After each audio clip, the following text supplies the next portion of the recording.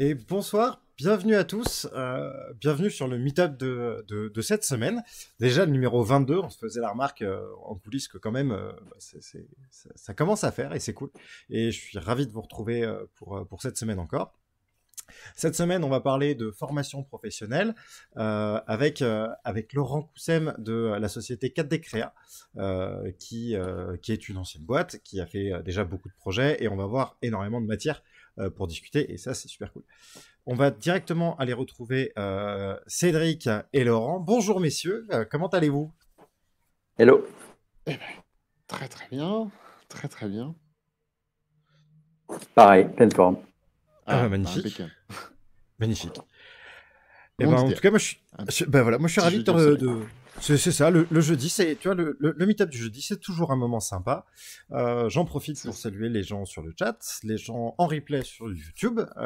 Merci de regarder, puis rejoignez-nous en live, parce que ça vous permettrait de poser vos questions directement à Laurent pendant le live, plutôt que là, dans les commentaires ou par LinkedIn, etc. De toute façon, comme d'habitude, tous les liens sont dans la description en dessous pour pouvoir retrouver l'entreprise, retrouver Laurent et tout son travail. En tout cas, Laurent, je t'invite à te présenter pour tous les gens qui ne te connaissent pas, et puis nous présenter un peu qui est 4D Créa et ce que vous faites. Ouais. Laurent Coussem, je suis cofondateur de 4D Créa avec Adrien Purgo. Moi, je suis sur la partie expérience utilisateur, gestion de la boîte et direction. Et Adrien, lui, est directeur artistique. On a dans les éléments forts de l'équipe Maxime Neveu, qui est le patron du dev. Et ça fait 11 ans qu'on existe. Donc on a... alors, je suis passé en mode avion. Et oui, c'est pas Toujours faux. que ça arrive quand même. Ouais, ça fait 11 ans qu'on existe. On a commencé par faire de la 3D. On a fait des simulations d'environnement pour aider les gens à se projeter sur des projets en création. Ensuite, on s'est spécialisé sur tout ce qui était support de diffusion innovant, avec du vidéo mapping, des hologrammes, parmi les premières applis tactiles. C'était il y a 10 ans. Et puis, ça fait 6 ans qu'on fait de la VR. On a commencé avec l'objectif, c'était de fabriquer des expériences pour les personnes handicapées. Dès qu'on a vu les possibilités de la 360, de la VR, on s'est dit qu'il y avait un vrai sujet avec ça. On a fait beaucoup d'expériences de communication, donc avec des choses pour Carrefour sur Vivatech. On a fait des expériences immersives pour les clients de Duty Free, pour Dolce Gabbana, des choses pour Armani, enfin, plein de choses diverses. Et ça fait 4 ans qu'on travaille plus particulièrement sur la formation. On trouve que c'est plus intéressant, plus motivant et que c'est un impact plus positif. Et on a travaillé sur des choses à nouveau très diverses, en utilisant toujours nos compétences en 3D temps réel et vidéo 360. Plus motion design, enregistrement de voix off, tournage fond vert. On est un vrai studio. On fait 100% de ce qu'on vend à nos clients. Du design d'expérience jusqu'à la réalisation, la diffusion sur tous les casques, sur tous les formats, ça peut être tablette, ça peut être... Voilà. On se donne pas beaucoup de limites. C'est bien. C'est explorateur. Ouais, c'est ça. On aime bien brancher des choses sur la VR. On a utilisé des gilets haptiques, on a installé des salles d'arcade, on a fait des objets connectés, du tangible. Enfin voilà, on aime bien quand on croit à l'expérience, quand il y a beaucoup de proprioception, qu'on y croit, qu'on garde des souvenirs, qu'on apprend et qu'on fait de l'ancrage. En 11 ans, c'est vrai que vous avez eu le temps d'expérimenter des choses, quoi. Et ça c'est quand même super cool. Et typiquement, votre meilleure expérience, du coup On a fait un truc qui était vraiment très très fun. Alors, on a fait beaucoup de choses sérieuses. Là, c'était vraiment rigolo. C'était une énième expérience de planche, mais avec la différence qu'on était en full body. Donc on se voyait entièrement, on avait un avatar qui était complètement cohérent sur les mains, les jambes, les pieds, la tête. On pouvait choisir son avatar en fonction de sa morphologie, sa couleur de peau. On était full full cohérent avec l'environnement, c'est-à-dire que on montait évidemment dans l'ascenseur. Quand on sortait de l'ascenseur et qu'on mettait le pied sur le bord d'une planche, qu'on voyait son avatar mettre le pied sur le bord d'une planche, il y avait une vraie planche à cet endroit-là, et notre vrai pied était en train de tomber dans le vide.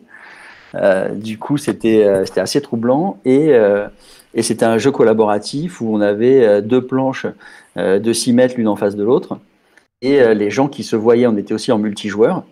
Les gens, c'était pour une boîte de consultants, donc c'était en mode un peu team building dans une soirée, et les gens devaient se motiver l'un l'autre à venir se toucher la main entre les 2 D'accord, ils planches. devaient se rejoindre du coup. Ouais, c'est ça. Et alors, il y a une anecdote que je cite souvent pour illustrer aux gens qui connaissent pas bien la VR ce que ça peut donner, c'est que on a un militaire qui vient au bureau.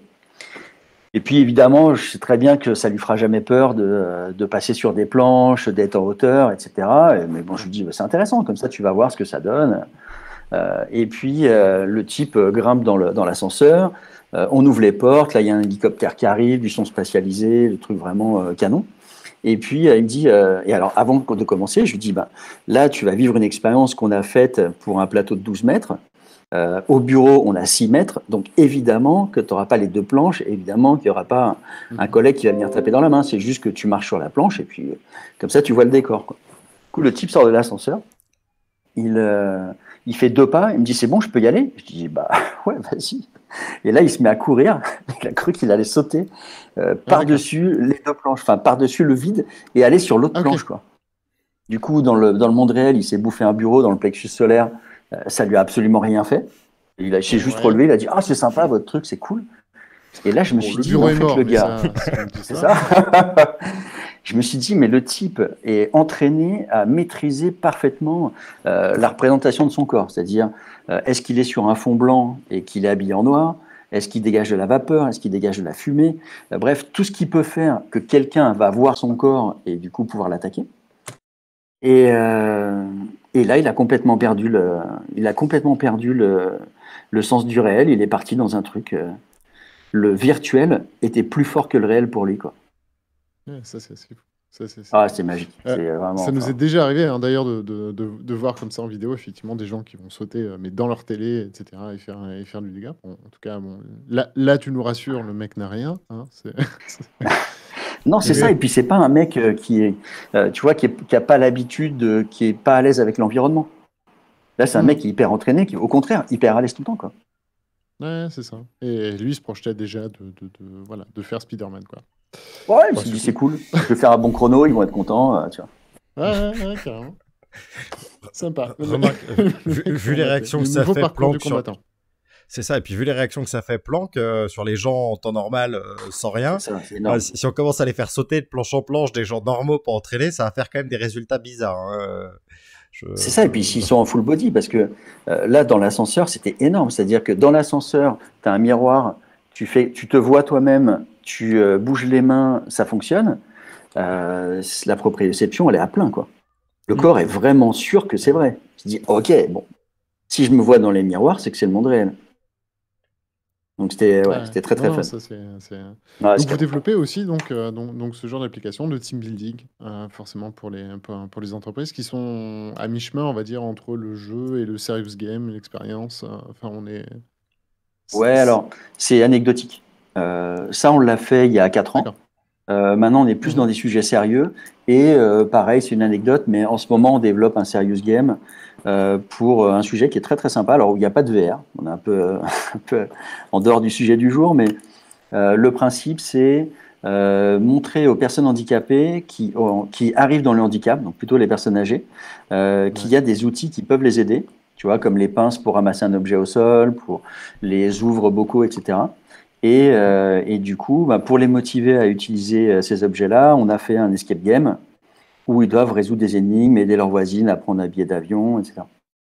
Et là, c'est du RFID, du tactile, et puis des connexions à des HomePod et des choses comme ça.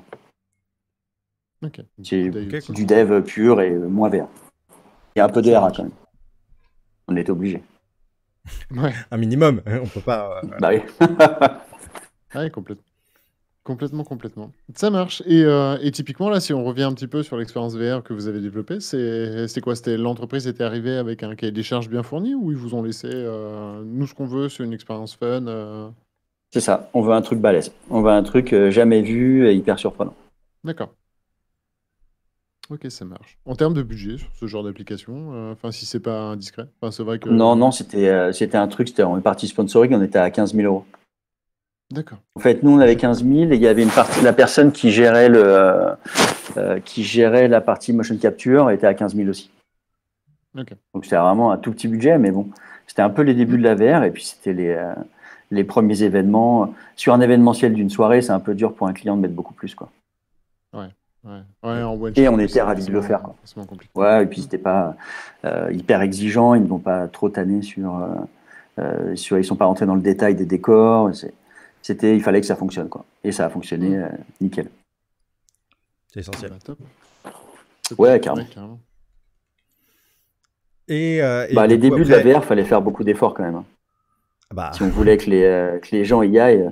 Moi, j'ai déjà vécu j'ai fait partie des premières startups en 98 sur le web. Et c'était la même chose, en fait. C'est le même schéma.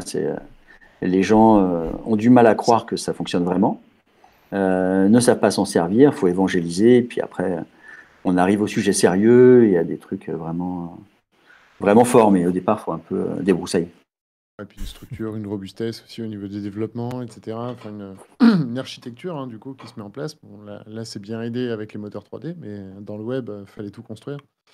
Ouais, c'est ça. Carrément.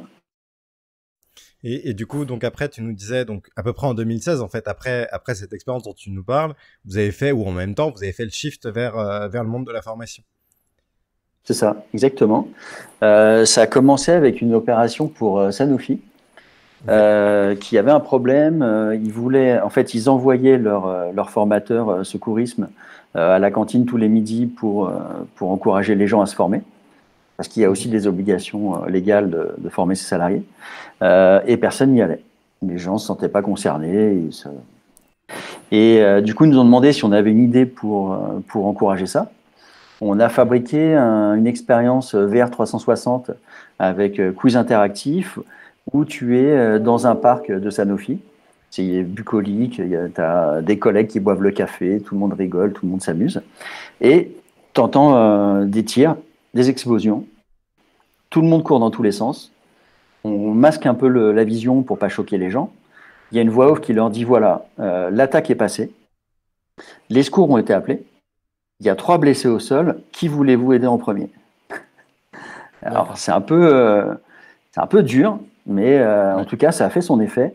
Ils sont arrivés à 85% d'inscription au secourisme après ça, parce que les gens réalisent que ça peut arriver à n'importe quel moment et que être face à un collègue qui souffre et se dire j'aurais pu l'aider, mais j'ai juste refusé d'aller au secourisme, c'est quand même super grave, quoi. C'est quand même très très dommage.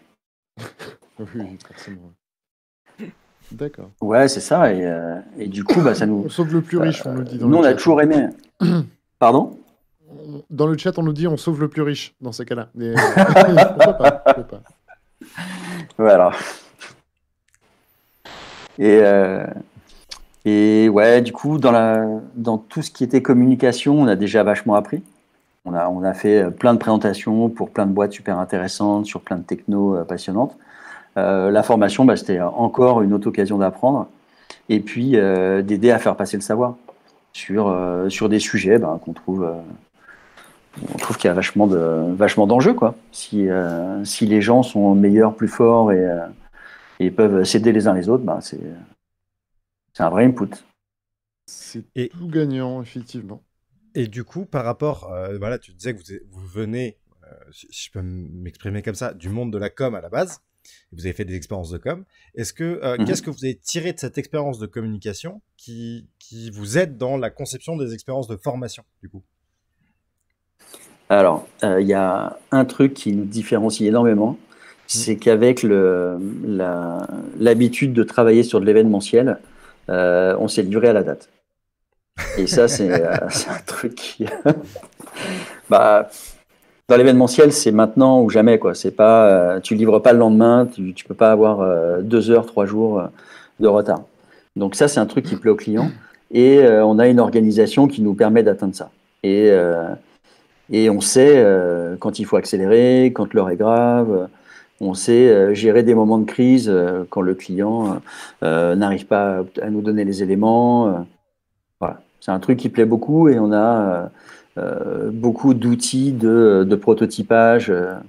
On a l'habitude de faire ça. On est plutôt à l'aise en storyboarding, on fait des ROF, on fait des modèles 3D, on fait du lean marketing. Très vite, on peut faire une plaquette. Parfois, les clients nous demandent de créer un concept qui sera vendu par eux en interne. C'est d'abord faire du lean marketing, donner l'impression que le produit existe, et puis ensuite aller le défendre. Et tout ça, c'est quand même des choses qui viennent plutôt pas mal de la com et de l'événementiel où il faut être hyper réactif et hyper ingénieux. Au bureau, les gars appellent ça feinter, tu vois. Si tu peux feinter, alors il y a beaucoup Adrien a fait les arts déco, Maxime a fait les gobelins. Donc à chaque fois, c'est des écoles d'anime. Tu as de l'anime, tu as du dev, tu as du logiciel. Et l'important, c'est l'impact sur l'utilisateur. Il n'y a pas de. Si tu dois mettre de la 2D dans la 3D parce que ça va plus vite et que tu obtiens un meilleur résultat, super, feinte. Te heurte pas à un mur pour rien, quoi. Il n'y a pas de fanatisme. Voilà. L'important, c'est le résultat. Show must go on.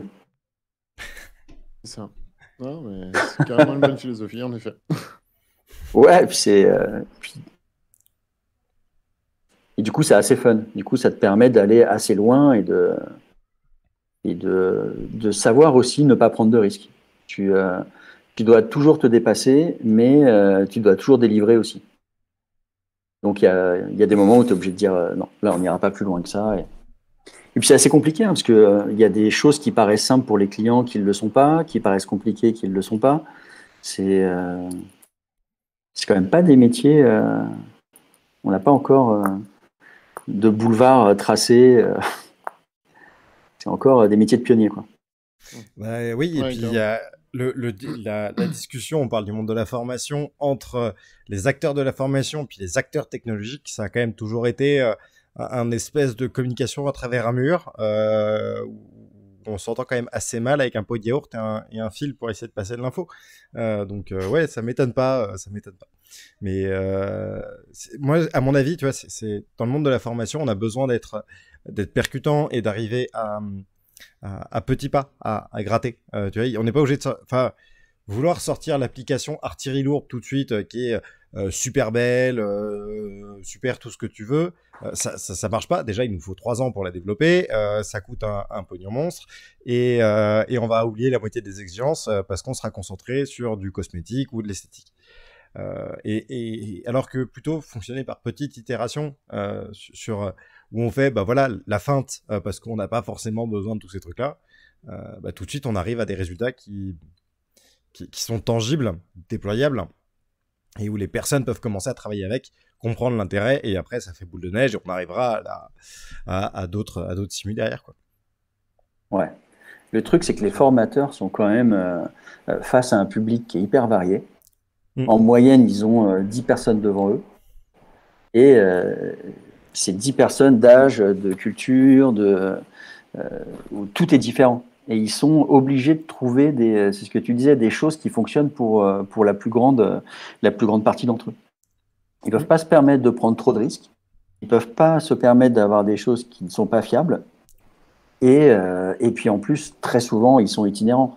Il y a des écoles qui s'équipent, mais il y a aussi beaucoup de formateurs itinérants. Il faut que ça soit facile à installer, qu'il n'y ait pas des problématiques de recharge, de batterie, que ce soit pas trop lourd. Monter des lighthouse, paramétrer des PC. Ouais, alors on a commencé avec les lighthouse, les PC sur roulette, l'écran, le clavier, la souris. Il n'y a même pas les portables VR à l'époque, tu vois. C'était très physique, quoi. C'était un cauchemar, tu veux dire? Alors, c'était un cauchemar, mais c'était tellement magique quand tu mettais le casque sur la tête des gens que tu étais payé, mais ouais, c'était physique, ouais, c'était dur. Ouais. Ah oui, moi je me Mais souviens c'est de quand ces même génial parce clients. que tu vois, les débuts du web, les gens devaient comprendre clic droit, clic gauche. Enfin, il y avait trop de choses à comprendre. La VR, il n'y a rien à comprendre. Tu mets le casque, t'y es. Moi, je l'ai fait Ouais. essayer à des personnes âgées, tu vois, 90 ans. Tu mets le casque, puis la personne dit waouh, c'est trop beau, les poissons, tu l'emmènes dans les fonds marins, ça marche. Il n'y a pas de, Hmm. il y a pas de Alors, distance Mais- entre la main et l'outil, quoi. mais- Même avec les contrôleurs, c'est Ah, encore c'est des autre choses. chose. C'est autre Ouais, chose. Mais tu as déjà amené la personne à toi. Avec ouais. l'image, elle est. Après, les contrôleurs, tu as raison. Faut faire, ce qui est compliqué avec les contrôleurs, c'est que quand tu as mis le casque sur la tête, tu vois plus tes doigts et tu vois plus les boutons. Et là c'est un peu sport. Ouais, c'est ça. Non, c'est pour ça, moi, je Ouais, prône vraiment le hand tracking maintenant pour les carrément. applications professionnelles. Et c'est quelque chose qui marche vraiment. Ah, faut le maîtriser. Est-ce que vous avez déjà fait des applications du coup avec le hand tracking ou en POC ou en... On est en train de passer une de nos formations, le secourisme, on est en train de le passer en tracking, puisqu'on est dans un quiz 360 et qu'on a Ouais, des panneaux qui s'ouvrent et du coup, on va pouvoir tout simplement cliquer sur les réponses. cliquer dessus ou Ouais, c'est les ça. agrandir. Ok, ça marche. Ouais, c'est ça. Euh, ok, parce que après, ça tu vois, sur, marche. sur le hand tracking, quand même, faut faire attention en formation, je pense. Ça s'applique pas partout. Euh, il y a quand même des contrôles sur les contrôleurs qui, à mon avis, restent indispensables une fois que tu as pris le coup de main. Et je pense par contre que c'est plutôt dans une appli où on va essayer de faire monter en puissance. Tu vois, si on prend les exemples de Laurent, d'abord tu as une vidéo de 360, ensuite tu as une vidéo 360 interactive, et puis ensuite tu as un truc en 6 degrés de liberté, plein pot. Et ben en fait, Hmm. en graduant, on va y arriver. Mais tu vois, du téléport en hand tracking, j'en ai vu. J'ai pas trouvé ça, pour l'instant en tout cas, très concluant, à mon Mm. Ouais, sens. c'est vrai. Ah, moi j'ai trouvé une. Enfin, j'ai dev une petite. Enfin, voilà. Du coup, je te montrerai ça du coup en off, plutôt satisfait du coup. Et j'attends justement aussi de pouvoir plugger l'outil que tu avais pu tester du coup hier, Mm. NextMind, dessus, parce que ça va nous apporter beaucoup en fait sur le déplacement en soi. Couplé au hand tracking en fait. Mais j'attends de voir par rapport à la latence principalement. Tu vas faire quoi? Tu vas te déplacer avec les ondes neuronales? Exactement. Ouais, ce serait un peu ça l'idée en tout cas. Mhm. Un peu ça l'idée. L'idée, ce serait de mixer ondes neuronales, eye tracking, hand tracking, et du coup voilà, de voir comment on met le potard en fait hein, avec tout ça pour l'équilibrer au mieux et pouvoir avoir quelque chose de réellement consistant. Alors, si on voulait aller au fond des choses, il faudrait des gants à retour haptique, hein, de simples petits vibreurs par exemple au bout des doigts. Mhm. Suffirait à faire le taf, mais je pense qu'avec un écosystème comme ça. Alors, par contre, à chaque fois enfin, qui dit IoT dit alourdissement hein, derrière de la stack, etc., qui n'est peut-être pas forcément ce que tous les clients veulent, bien sûr. Et dit sur Euh, coup. et dit sur coup, ouais, alors sur le coup, je sais pas. Sur le coup, je sais pas, du coup, entre ce qui est proposé, même si c'est un surcoût, et une application VR, typiquement avec le Quest 2 Mm. natif. Je pense que c'est plus par rapport au temps de déploiement, au temps de, enfin voilà, des IoT, bah faut les recharger. Enfin, c'est Ouais. vraiment tout un ensemble. Donc à voir. Mais en tout cas, ouais, je pense qu'il y a beaucoup beaucoup de choses comme ça. Et d'ailleurs, enfin, on parlait de vestes haptiques, etc. Enfin, quelles sont les vestes haptiques du coup que tu avais pu tester en application et qui fonctionnent bien Bah, il y a un truc qui est fantastique, c'est le risque d'électrocution. Mhm. Tu vois. Veste haptique avec sur les jeux de tir, moi je trouve pas ça très intéressant parce que la sensation est vraiment pas proche du tout de la sensation réelle. En revanche, sur l'électrocution, là ça marche hyper bien.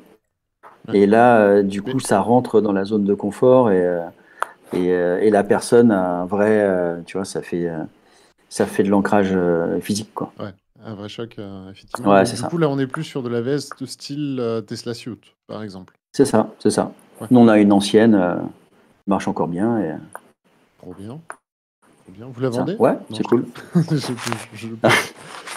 Non, mais parce que du coup, en fait, ils n'en font plus. Et enfin, du moins, il y a des temps de délai, enfin, des délais en fait de production Bah qui ouais. sont complètement pharaoniques. Et en même temps, c'est compliqué parce que c'est des vestes qui coûtent vraiment, vraiment, vraiment très cher. Et effectivement, dans le jeu, ce genre de veste, Tesla Suit, c'est beaucoup trop puissant pour ce que ça apporte. Non, Puis moi, ils ont c'était pivoté, Biaptix, le jeu. Ouais. ils ont pivoté sur la fin, avant d'arrêter la prod, ils ont pivoté complètement en formation pro. Tesla. Ils faisaient toute leur com autour de Ouais. ça. Bah, en fait, ouais, ils ont même pris un virage qui était assez exceptionnel, c'est qu'ils ont passé beaucoup, beaucoup de R&D à étudier le comportement, du coup, de l'électrostimulation et de ce que ça pouvait apporter, du coup, comme sensation, pour au final faire l'inverse maintenant et pouvoir capter les signaux électriques des nerfs, de membres amputés, par exemple, ou de ce genre de choses, pour en faire des prothèses. En fait, ils ont complètement réinversé leur R&D là-dessus. Et c'est un gap ouais, qui est hyper intéressant, ce qu'ils tentent de faire en tout cas.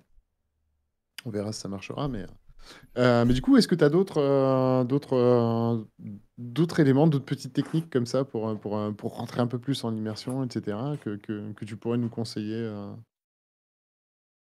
Hmm. à base de ventilateur, typiquement, vous avez fait des choses. Enfin, c'est Ouais, ça on l'a difficile de fait, faire ouais. ça. C'est difficile Non, de c'était faire pas ça soi-même? difficile. On l'a fait sur Vivatech il y a 3 ans pour Carrefour. On était dans des espèces de tubes de téléportation Mhm. qui étaient en haut de 4 marches, des gros tubes en plexi. Et puis, quand tu mettais le casque, tu étais sur une espèce de plateforme, tu voyais une ville un peu en mode Inception qui Ouais. était posée sur le logo Carrefour. Et puis, tu as un trou qui s'ouvrait dans le sol. Là, tu tombais. Donc, tu avais un ventilo qui soufflait du bas. Ouais. Et puis, en fin d'expérience, tu remontais avec un ventilo qui soufflait du haut. D'accord, ok. Et c'était énorme. Ouais. Vous Non, n'avez pas eu Pareil, trop de c'est personnes des... qui se sont évanouies au passage, là, quand vous leur ouvrez la non, trappe non, sous les pieds, non, à leur non. souffler de l'air? Non, non, on était soft. On avait mis des nuages et tout pour un peu amortir le truc. Et puis, on les faisait pas trop traîner trop longtemps. Tu vois. On Hmm. avait fait une transition. En fait, tu avais un début de descente, des nuages et une arrivée assez rapide. C'était pas chute D'accord. libre 3 minutes, quoi. Ouais, très intéressant. Mais ouais, c'était très cool. Ouais. Après, on a utilisé des trackers pour faire des extincteurs connectés. Avec pareil de tracking de main ou typiquement ce qu'on avait fait c'est que les mains attrapaient automatiquement les objets en magnétisme. Mhm. Dans toutes nos expériences on a toujours un tuto pour apprendre à utiliser le système et à chaque fois le tuto n'est pas directement lié à l'exercice qui va suivre, c'est à dire que si tu dois utiliser des extincteurs dans le tuto tu ranges des clémentines. D'accord, Donc tu ok. C'est avais une volonté de sortir un peu, de faire un icebreaker, c'est ça, avant la c'est formation, c'est ça, un peu l'idée. Ouais, ouais ok. c'est ça, C'est c'est trop ça. cool. Ouais, c'est super cool. Et du coup, bah, les gens, tu vois, approchaient les mains, hop, ranger les clémentines, ça marchait super. Et au bout de 2, 3 clémentines, ça y est, ils étaient partis, quoi. Au début, ils Ouais. disent, ah, c'est super, ça marche bien. Et puis après, bah, ils les rangent. Et puis là, il y a un collègue qui arrive, un bonhomme en 3D qui arrive et qui dit, il y a le feu dans les bureaux, viens vite, fais quelque chose, quoi. Hmm. Et Sauf là, ces clémentines. pardon, sans les clémentines, ouais. Sauver les clémentines. Et là, on avait fait un truc c'était quoi, 3 mètres par 3 où tu te baladais dans tout un espace de bureau qui faisait, je sais pas moi, 100 mètres carrés. Ouais. Avec, tu sais, le système où quand tu arrives, tu pousses une porte, et ben on te réoriente, on te fait faire demi-tour, et puis bah, naturellement, tu te tournes et tu as l'impression de marcher hyper longtemps, et en fait, tu fais que piétiner dans un tout petit espace, quoi. Génial. Avec des extincteurs réels, où on avait donc un extincteur du marché. On a mis 2 trackers. Donc, tu as un tracker qui permet de suivre le corps de l'extincteur, un autre qui permet de suivre la buse. Mhm. Grâce au pin des trackers Vive, on avait pu armer des interrupteurs sur la goupille, sur la manette, la poignée pour que tu déclenches la pression de gaz, et sur l'autre poignée pour que tu puisses pulvériser.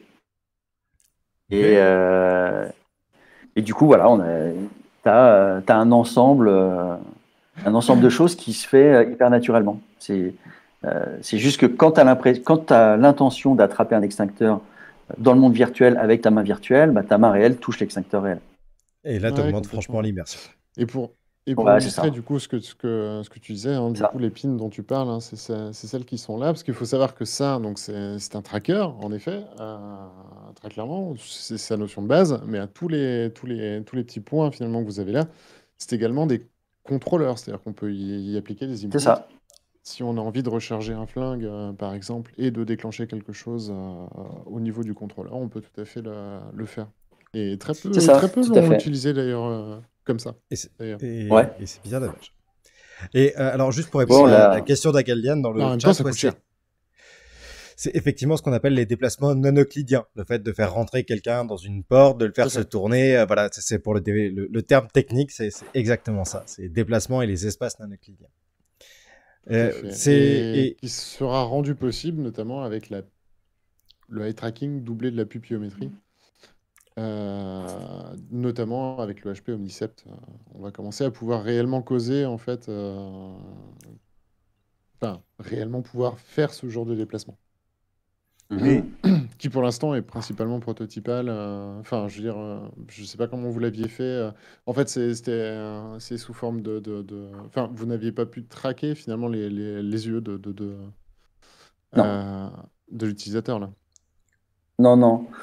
Et en fait, c'était juste un clignement d'œil où, en fait, tu fais fliquer l'image et puis tu as la porte qui s'ouvre et à ce moment-là, on change le sens du décor Complètement.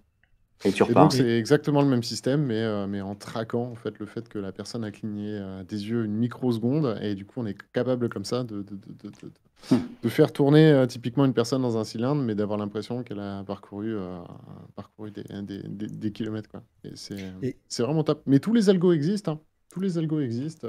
Il Et- manque plus que et c'est ils sont intéressant, rarement ouais. utilisés.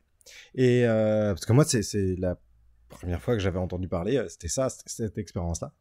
Et du coup, Laurent, juste par curiosité, alors je vais peut-être pas demander le surcoût, mais en tout cas en termes de temps, sur une expérience comme ça où tu vas avoir du coup pas de téléportation, mais en même temps la capacité de te déplacer dans un grand espace, parce que c'est ça qui est super cool avec ce genre de technique, et l'intégration d'un élément physique, combien de temps, et si tu veux bien, combien de coûts ça te prend en plus que de faire la même chose en téléportation et sans extincteur. Ou avec extincteur, ça me va aussi. Je sais pas, je pense que c'était bien pour avoir les extincteurs IoT, c'était bien 20-30 jours de boulot. Ouais, quand même. Et les déplacements, là, c'était peut-être, je sais pas moi, 8-10 jours. C'est pas tellement un enjeu technique, c'est surtout d'arriver à le comprendre nous-mêmes. Parce que c'était la première fois. Si on devait le refaire, ce serait beaucoup moins compliqué. Mais oui, ça t'a permis de créer quand même des briques là que tu peux réutiliser maintenant dans d'autres formations si on te le demande. Un IoT, ok, c'est beaucoup plus simple maintenant que tu maîtrises tous les contacteurs sur les trackers. C'est ça. Et la réintégration de l'espace non euclidien, tu peux le mettre à peu près partout maintenant si on te le demande. C'est ça, exactement. Et puis, on fait partie d'un cluster, qui n'est pas un cluster Covid, mais un cluster d'entreprise. Il faut préciser maintenant. C'est ça. Et c'est un cluster qui est très orienté industrie, donc qui bosse beaucoup avec aéronautique, automobile, défense, etc. Et on a des collègues qui font de l'impression 3D, des cartes électroniques pour Ariane, du câblage. Voilà. Donc on a maintenant des supports. Tu vois, il y a plein d'ingénieurs hyper brillants. Trop cool ça. Et quand c'est vachement bien.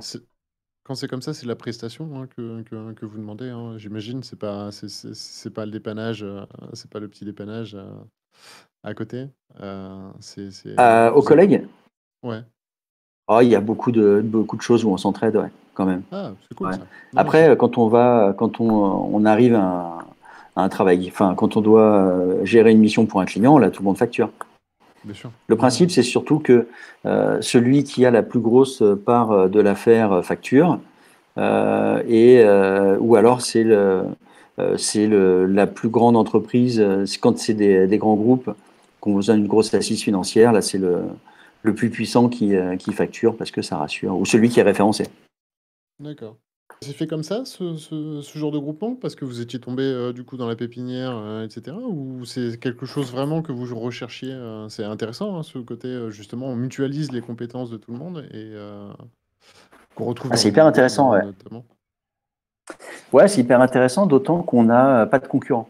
En fait, tu as une boîte qui fait du câblage de prototype, une autre qui fait de l'optimisation des coûts de production, l'autre qui fait du financement de l'innovation, et ainsi de suite. On est 12.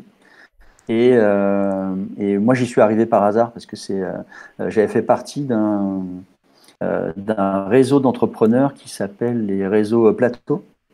C'est d'ailleurs très intéressant. C'est une méthode qui vient des Flandres, chez les Belges, et où tu as 30 entrepreneurs qui se voient une fois par mois. Tu as 1 heure et demie de conférence sur la fiscalité, le recrutement, tout un tas de choses comme ça. Et puis 1 heure et demie où tu discutes avec tes pairs. Et c'est vachement sympa parce que souvent, quand tu as ta boîte, t'es pas, tous tes potes ne sont pas chefs d'entreprise et du coup, t'as pas toujours beaucoup de gens bienveillants. Ouais, c'est ça.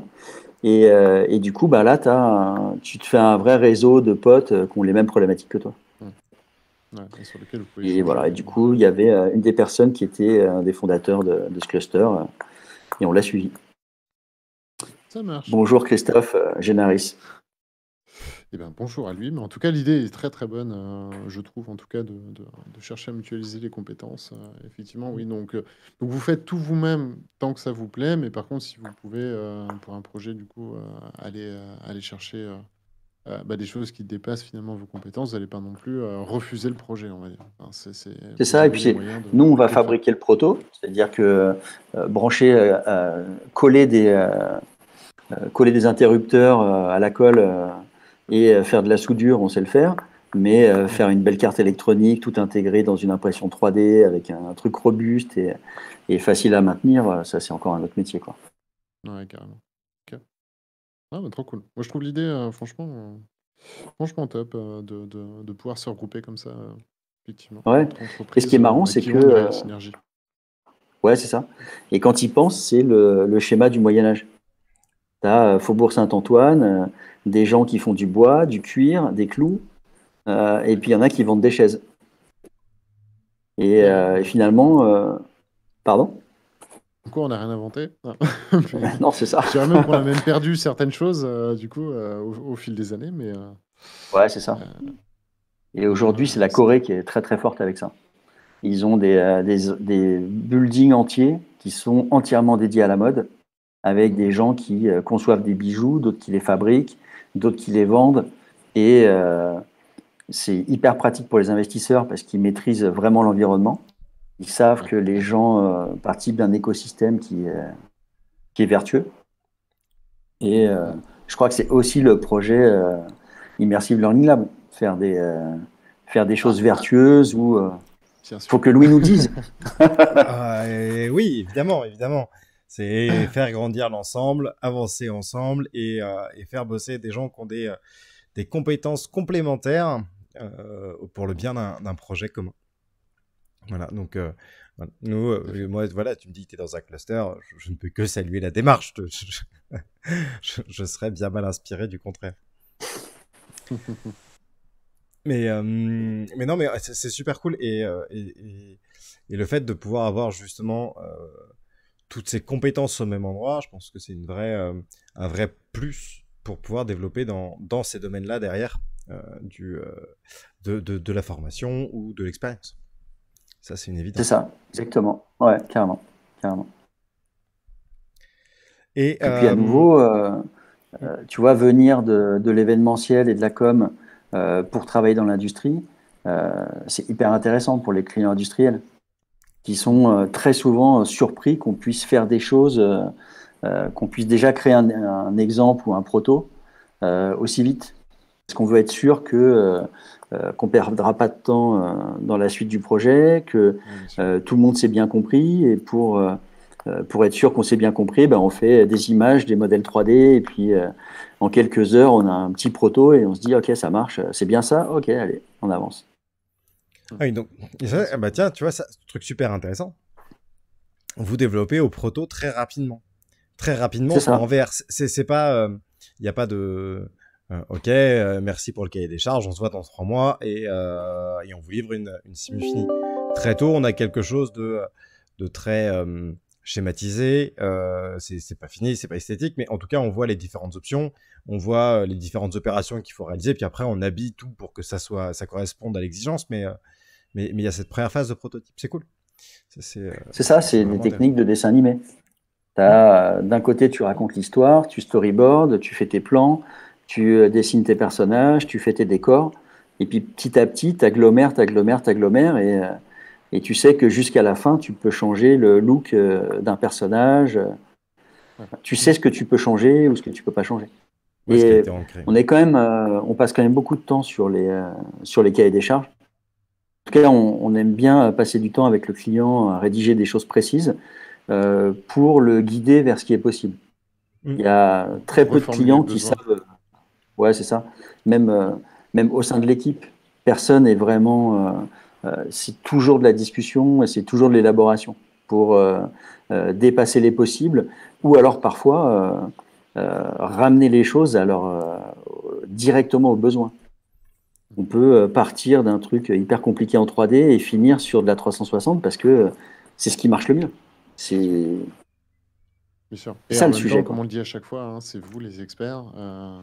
Quand un client vient voir des experts, apportez votre besoin, mais du coup n'apportez pas la solution parce que bien souvent déjà vous allez vous planter.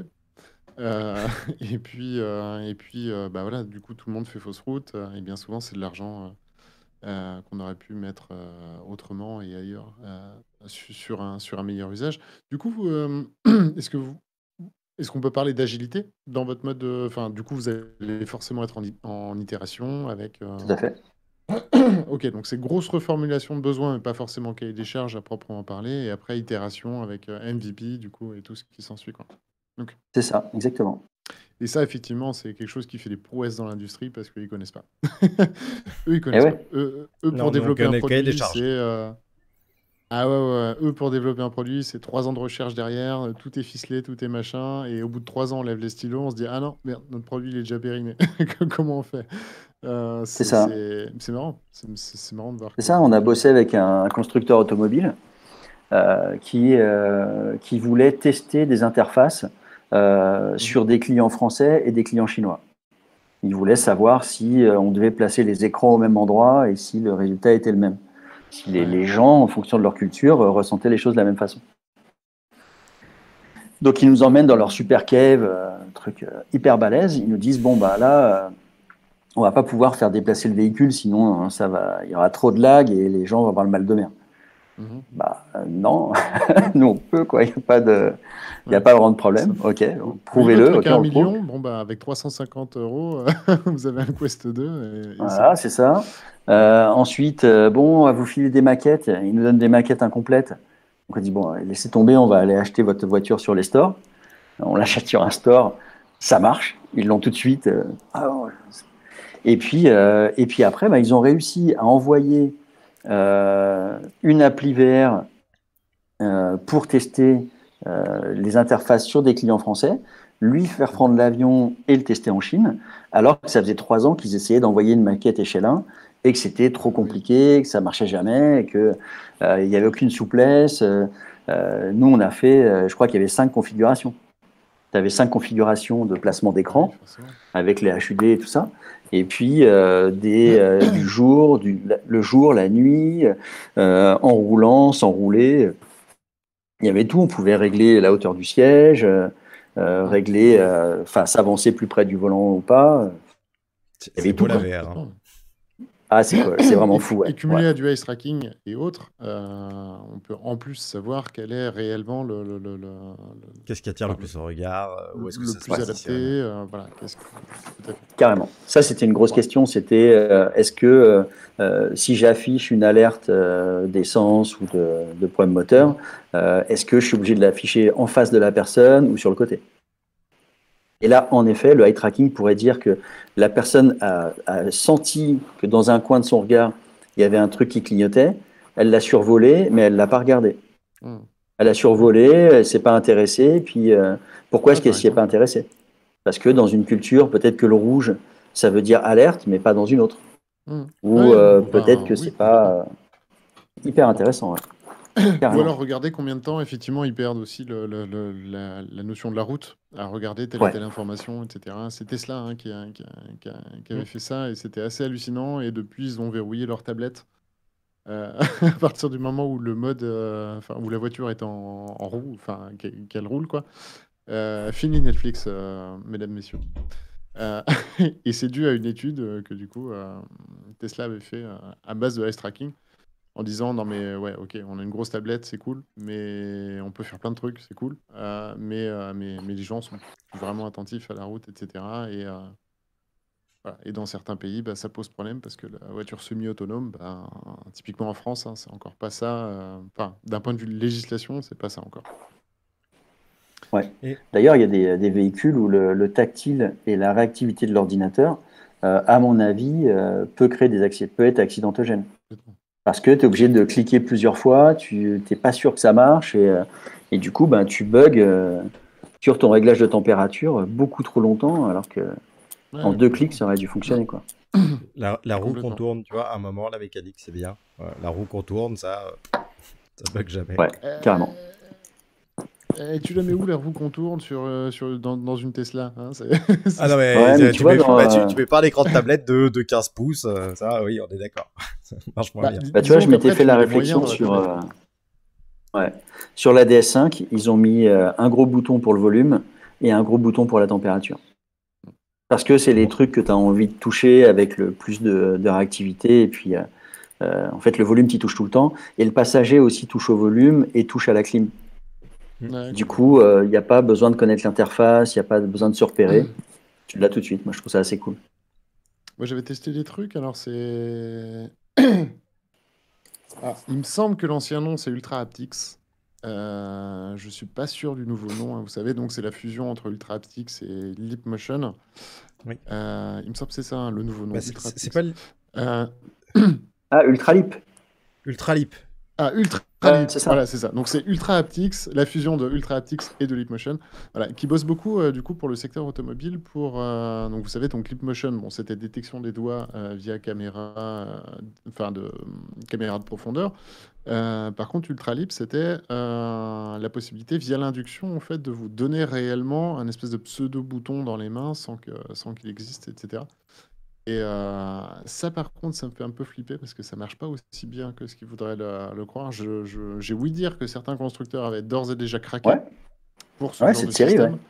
Ouais. Par contre, pour le coup, ça me semble très très perturbant pour le coup. En tout cas, moi, les versions que j'ai pu tester, ça marche pas vraiment bien. C'est-à-dire qu'on va vraiment vous simuler une espèce de boule hein, via l'induction. Vous allez pouvoir la tourner. Mais pour le coup, moi, j'avais trouvé ça encore pas. Et là-dessus, je sais qu'il y avait tout un, tout un, tout un drama, on va appeler ça comme ça en Angleterre, parce qu'il y a vraiment des gens qui trouvaient ça impossible. Je sais plus quelle marque anglaise, du coup, veut se mettre dedans, mais voilà, ça posait de gros problèmes. Oui, il y a des voitures allemandes dans lesquelles tu as des boutons de volume virtuels qui sont full haptiques. En fait, tu tournes les doigts et tu as une sensation tu as l'impression de ressentir le crantage. C'est ça. Et c'est des ondes sonores qui créent une réaction de la peau. Ouais, complètement. Et Et alors, sur du Ultra volume, c'est Haptics. pas très grave, tu vois. Non, bien sûr. Mais quand tu commences à mettre voilà, ton liquide lave-glace ou tes essuie-glaces, c'est un peu plus gênant Ouais, déjà. c'est ça. Quand ça devient Jean-Michel Jarre avec les bras en l'air et Ouais, ça peut être tendu. Ouais. C'est ça. Mais en tout cas, il y a plein d'innovations, effectivement. Alors, bon, d'un point de vue constructeur automobile, on va les laisser un peu tranquilles pour l'instant, le temps qu'ils prennent réellement la mesure de la réalité augmentée. Je trouve qu'il y a des choses magnifiques qui sont en train de se faire là, à l'heure actuelle. Enfin, en tout cas, les Clairement. promesses sont magnifiques. C'est un petit peu plus compliqué, forcément, du coup, dans l'exécution du truc. Il y avait eu un Mais en truc tout assez cas, fou quand même entre Ubisoft et Renault où ils avaient fait un jeu vidéo qui était en lien avec les mouvements de la voiture réelle. Donc quand la tout à voiture fait. tournait à droite, dans le jeu vidéo, tu tournais à droite, quoi. Ouais. Et ça, c'était Bah, quand même assez fou, quoi. Ouais, bah, c'est toute la promesse de Audi aussi, hein, avec le projet HoloRide, du coup, qui voulait faire ça du coup à grande échelle. Et ouais, ça change vachement l'expérience qu'on a en tant que passager dans une voiture. Moi, je me pose juste la question de savoir au niveau du mal des transports ce que ça donne, parce que moi, je n'ai zéro motion sickness en VR. Par contre, je suis malade en voiture. Je sais pas si ça me l'annule, si ça me l'amplifie, si ça me. Est-ce que ça te rend malade Voilà. en VR? C'est ça la vraie question. Ouais, Alors ça, voilà, tu as c'est des ça. trucs quand même. Hein. Tu as des trucs, tu sais, as un système de LED sur les montants de porte qui te permet d'avoir tout le temps un repère, tu gardes l'horizontale. Tu as des types qui ont fait des lunettes de vue avec des petites poches de liquide bleu sous les yeux Ouais, qui on les font que connaît bien, quand tu qui sont tournes la français tête, d'ailleurs. tout à fait. Pareil, tu gardes le niveau. Il n'y a pas de raison que ça soit pas possible de le transposer en VR. J'y arrive pas. Tu Moi, vois. Comme tu as des mecs au voiture, tout je suis début de la malade. VR, tu te rappelles qu'il y avait rajouté le nez dans les Oui, expériences. oui, tout à fait. Ah ouais, c'était Oui. bizarre ça. Ouais. Ça c'était bizarre. Hein. Pardon. On te mettait un bout de nez là devant. Non, ça, moi je trouve que ça allait pas. Non. Bon, pour laisser les constructeurs de voitures un peu tranquilles, en termes de formation et d'application de formation, c'est quoi aujourd'hui l'application de formation dont tu es le plus fier ou le domaine d'application de formation voilà, où tu prends le plus de plaisir à travailler ou, Là, la sécurité au travail, c'est super passionnant, quoi. Là, on Ouais. a fait pas mal de choses sur des exercices incendie. Donc, on a un système qui reproduit, de mon point de vue, la totalité des événements qui peuvent se passer lors d'un incendie en entreprise. Alors évidemment, on a le tutoriel d'abord pour s'entraîner un petit peu. Ce qui est très cool aussi, c'est qu'on est en Quest avec une vraie interface formateur. Le formateur peut envoyer des ordres au casque sans fil, peut choisir les scénarios, a des retours sur son écran, donc voit évidemment ce que fait la personne, mais sait aussi les actions qui ont été menées. Si elle a utilisé un extincteur, si elle a éteint un feu, elle pilote vraiment son expérience. Et puis, on a tout, on a les collègues. Quand je sors, je sais qu'il y a une odeur de fumée. Je croise des collègues. Est-ce que je vais déjà dire à ces collègues d'évacuer le bâtiment ou est-ce qu'il faut d'abord que je sois sûr que c'est un vrai feu avant de mettre le bazar? Je peux me déplacer librement, je cherche le feu, je peux activer des coupes-circuits électriques, je peux sélectionner des extincteurs, sonner l'alarme, prendre des téléphones, utiliser des téléphones comme je le ferais normalement, composer un numéro librement. J'ai des feux qui peuvent être éteints et des feux non maîtrisables. J'arrive dans un bureau, je vois un feu correct, je me dis ok super, je trouve l'extincteur, je l'éteins. Quand je reviens, il est tellement fort que la pièce est remplie de fumée. Si je rentre dedans quand même, j'ai le son je m'entends tousser. En fait, il y a mon double virtuel qui tousse et je comprends que je devrais être en train de tousser et peut-être en train de m'évanouir. Et du coup, ouais, c'est très très cool. Et du coup, ça devient. C'est du produit étagère ou c'est du sur-mesure? Ouais, c'est étagère. Étagère. Ouais. Cool. C'est étagère. Et tu vois, là, ce qui est génial, c'est que ça vient un peu. Alors, au départ, c'était un peu en compétition avec le bac à feu. Tu sais, il y a un outil où tu as une bonbonne de gaz, tu allumes un feu dans la cour du client et puis tu éteins le feu. Bon, voilà. Donc, les gens, il y a des formateurs qui disaient ouais, j'aimerais bien la réalité virtuelle parce que dans Paris, il y a des endroits où j'ai pas le droit d'allumer un feu. Ok. Et là, tu vois, il y a 15 jours, il y a un formateur qui me dit, et il y en a eu deux, il y en a eu un autre depuis, qui me dit, pour moi, la réalité virtuelle, c'est le principal, c'est le plus important, parce qu'on travaille tout le process, on prend toutes les décisions, on se demande si on évacue les collègues, si on refait le tour des bureaux, si on appelle les pompiers le 15, le 17, etc. Et le bac à feu, c'est sympa, mais c'est accessoire. Mais tu vois, moi, je trouve que cet exemple-là, la formation incendie et ce que tu racontes, c'est assez symptomatique du truc. C'est-à-dire que j'avais fait pareil des démonstrations d'application d'incendie pour X ou Y raison. Bref. Et les gens arrivent, ils voient le feu dans la poubelle, ils attrapent un extincteur, ils le dégoupillent et ils éteignent le feu. Et ils prennent 0/20. Et là, tu fais, ils font, bah non, bah j'ai éteint le feu. Bah ouais, mais t'as tout raté en fait. Et c'est ça qui est intéressant, parce que sur des situations qu'on a l'impression, avec des gros guillemets, de maîtriser, l'incendie, voilà, on a tous fait des exercices en entreprise, évacuation de bâtiments, on a tous eu, en fonction, on est beaucoup à avoir eu des formations de comment est-ce qu'on éteint un feu avec le bac à feu, tout ça. Sauf que on voit tous les extincteurs, on sait où ils sont et on se dit, ok, il y a un feu qui part, je prends l'extincteur. Et en fait, tout le monde oublie que on commence par alerter les secours, ensuite, on évacue le bâtiment, on alerte les secours et seulement après, on peut commencer à essayer de combattre l'incendie. Et si jamais ça marche pas, il faut partir en courant. Et voilà, ces process-là, je suis d'accord avec ce que dit ton formateur, hein. Le bac à feu fait plutôt, tu vas être un héros avec ton extincteur et tu vas éteindre ton truc parce que ça a marché, alors que dans la réalité, tu vas partir au courant parce qu'il y a 4 mètres de flamme et ça va pas le faire, quoi. Et ça, la vraie vie, à part foutre le feu au bureau, et là je suis pas sûr que le client apprécie franchement l'expérience, faut passer par la VR. Ouais. Alors là, tu vois, aujourd'hui, j'essaye de trouver des pistes. Je ne sais pas comment je vais m'organiser, mais j'aimerais bien avoir un échantillon test où on pourrait prouver scientifiquement l'apport de la VR dans ce cas-là. Avoir 100 personnes, tu en as 50 qui sont formées avec le bac à feu, 50 avec une autre techno et 50 en VR. Et puis, ensuite, tu déclenches un faux feu, parce que les formateurs ont quand même des super outils de simulation avec des beaux fumigènes, des trucs où les gens pourraient vraiment croire qu'il y a le feu et voir comment ils réagissent. Et je suis certain que l'ancrage est tellement fort avec la VR, Oui, complètement. Ouais. À mon avis, c'est compliqué. Ça serait peut-être compliqué dans le domaine du feu, mais en tout cas, je suis d'accord, hein. Une sorte d'étude à l'aveugle, effectivement. Faut qu'on y arrive, ouais. Euh, Ouais, il y a une vieille étude qui me sert vachement, c'est une étude où on laissait des gens rentrer dans un supermarché réel et une représentation de ce supermarché virtuel. C'est un truc qui a été fait vraiment il y a 5-6 ans. Et ils se sont aperçus que les gens dans le virtuel achetaient les mêmes choses. Donc si tu aimes le chocolat noir, tu achètes du chocolat noir dans le réel et dans le virtuel. Et dans le virtuel, tu prends 3 tablettes.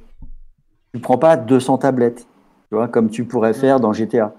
Dans un jeu vidéo, tu peux écraser des piétons, c'est pas grave. Mais dans la VR, tu fais des choses qui sont vraiment très proches du réel. Et ça, c'est un truc qui... j'écrase un peu des piétons quand même. Mais en cachette. Non, mais oui. Non, mais je suis d'accord. Non. Et on en parlait hein, d'ailleurs avec effectivement le photoréalisme. Je ne sais pas si vous avez vu le projet d'Intel là qui est sorti là, il y a peu. Avec l'algorithme Ours, du coup, qui vient replacer en fait une sémantique sur les graphismes et qui vient du coup apposer, on va dire, de la réalité sur des graphismes à la base. Et ils ont pris justement l'exemple de GTA et c'était la première chose moi qui m'avait choqué, c'est bon, en dehors du fait que j'avais l'impression d'être amputé de mon HDR, si les graphismes sont vraiment full réel, ouais, effectivement, tu es moins enclin à entre guillemets faire le con parce que ça ressemble plus aux images que tu as du JT de 20h ou autre. Voilà. En tout cas, c'était un petit peu l'analyse que j'avais fait. Alors, peut-être que par la suite, hein, du coup, toutes ces barrières sauteront et que même avec de l'ultra-réalisme, on finira par en jouer et en déconner. Mais en tout cas, pour l'instant, et dans les débuts de la VR, en effet, hein, quand tu mets à quelqu'un un casque et une application suffisamment immersive, elle se comporte comme elle se comporterait dans la réalité, quoi. Et d'autant plus si la personne n'est pas gamer, enfin, n'est pas joueuse de base. Ça, j'ai un pote qui a hyper peur de l'avion et qui est champion des simulateurs de vol. L'exercice de vertige avec les planches, Il n'y a personne qui avait le vertige et qui a réussi à dire, OK, je sais que je suis sur le plancher des vaches, je sais que c'est de la réalité virtuelle, je m'en fiche, j'y vais quand même. C'est plus fort que la volonté, quoi. C'est quand même particulier comme techno, quoi. Bah, ouais, carrément. Non, mais et tu vois, regarde, tu nous reparles de la planche. Mais moi, la planche, allez, ça me déprime. Ça fait 4 ans qu'on nous sort des planches régulièrement. Richie Splank, ça se voit encore 15 balles sur les stores. Et ça s'achète encore. C'est très drôle. Ah ouais. Et malheureusement, c'est assez moche tout ça. Bon, bref, moi j'ai plein de trucs à lui reprocher. Mais pourtant, je pense que c'est l'expérience la plus efficace pour montrer la réalité virtuelle. C'est-à-dire que des gens qui te disent ouais ça va, on t'y croit pas trop, ça n'a pas d'avenir, tu les mets sur la planche, ils veulent pas sortir de l'ascenseur, alors que c'est exactement ce que tu dis, ils sont là genre non mais je sais, je suis au 3e étage, je suis cartésien, dans mon jardin, mais c'est mort, je sors pas sur la planche.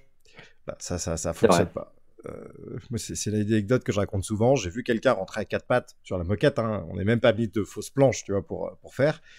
Et quand je lui dis si vous enlevez le casque ou que vous fermez les yeux, tout s'arrête. Cette personne m'a répondu j'ai pas confiance. Voilà. Alors là, il n'y a plus rien à faire. Là, t'attends, tu la laisses repartir à 4 pattes dans son ascenseur. Et ça. Tu dis bon, bah, oui. Voilà. Si vous aviez un doute sur l'impact. Ouais, on sait jamais. On sait jamais. Non, mais c'est vrai que c'est effectivement bluffant et bah, c'est pas pour rien d'ailleurs hein, qu'on l'utilise pour lutter contre les phobies hein, également, etc. C'est que du coup on a une véritable sensation de la voir. Il y a une véritable génération de cette phobie qui peut exister, mais au travers d'un casque VR. Ouais, c'est ça. Et puis tu peux même doser parce que tu peux donner une représentation très schématique d'une araignée. Un petit rond avec 2 pattes. Et puis, les gens vont peut-être accepter jusqu'à 8 pattes. Et arriver à 8 pattes plus les poils et tout noir, bon, bah là, ça sera vraiment dur. Mais du coup, tu peux les emmener. Après, ils passent sur propagation et voilà. Et c'est ça le summum de leur thérapie. Non, mais ouais. Complètement. Mais c'est plein de petites astuces, effectivement, comme ça, qui sont à penser, à repenser, hein, sur lesquelles il y a même des corps de métier, hein, du coup, qui se sont intégralement refaits, du coup, sur les 6 dernières années. Et on commence à avoir vraiment des choses solides. À l'heure actuelle, formation. D'ailleurs, on n'a pas parlé de formation continue. Généralement, c'est vrai, quand on parle de formation professionnelle, on parle beaucoup de formation initiale. Mais moi, j'y vois aussi un gros intérêt, forcément aussi pour la formation continue, c'est-à-dire l'amélioration des acquis ou tout simplement le fait de ne pas avoir oublié ces acquis. Hein, à faire trop longtemps le même poste au même moment, on oublie tout simplement des fois même des consignes de sécurité. On se dit, bon, ça fait 5 ans, on va pas me la faire. Hein, moi, j'ai pas besoin de mon casque. Et c'est là où justement, tu as besoin de tu as besoin de ton casque. C'est ce jour-là où tu en as besoin. Ouais, voilà, c'est ça. Bah, c'est marrant, on a eu un brief là-dessus cet après-midi, tu vois. Sur, ouais, c'est ça, c'est sur travailler la sécurité à l'intérieur d'une usine qui travaille dans le chimique. Parce que ça arrive que de temps en temps, il y a une personne qui prenne un liquide inflammable et qui le verse dans un autre récipient, qui fasse des changements de récipient. Et à ce moment-là, bah, il peut mettre le feu à l'usine. Oui. Ou qui va essayer de nettoyer la machine alors qu'elle tourne et qui peut perdre ses doigts. Et c'est les accidents qui arrivent tous les ans, tous les 2 ans. Donc il faut retravailler en continu. Et je pense que l'employé qui aura mis un casque VR a littéralement perdu ses doigts. On imagine une application avec le hand tracking, etc. Bam, il fait le con, il perd littéralement ses doigts dans le. Bah, je pense que ça peut un peu choquer quand même. Mais... ouais. Ça, c'est la limite, d'ailleurs. J'en ai vu une comme ça où on te donne pas les instructions pour le mettre en sécurité pour aller faire une opération sur une installation électrique en hauteur. Ok. Si tu fais pas toutes les opérations correctement, quand tu touches l'ampoule que tu dois démonter, tu t'électrocutes et tu te vautres de 20 mètres. Ça fait un choc. Voilà. Fondamentalement, là, ça fait un choc, mais c'est là où il y a des intérêts. Après, attention à pas nous marquer les gens à vie pour pas qu'ils s'approchent plus de leur machine à part avec un bâton, parce que ce serait un peu contre-productif. Mais non, il faut pas les rendre phobiques. Mais non, c'est ça, mais il y a des cas c'est là que le gilet Tesla Suit est cool. Hein. Parce que la vibration est, à mon avis, plus proche de l'électrocution réelle. Et c'est quand même plus soft. Ouais, c'est ça, tu n'es pas obligé de marier l'électrocution avec une chute de 20 mètres. Moi, je trouve que c'est un peu surenchérir. Enfin, la réalité virtuelle, je trouve qu'il faut plutôt faire gaffe à ne pas doser trop fort, sinon c'est trop efficace. C'est possible. Carrément.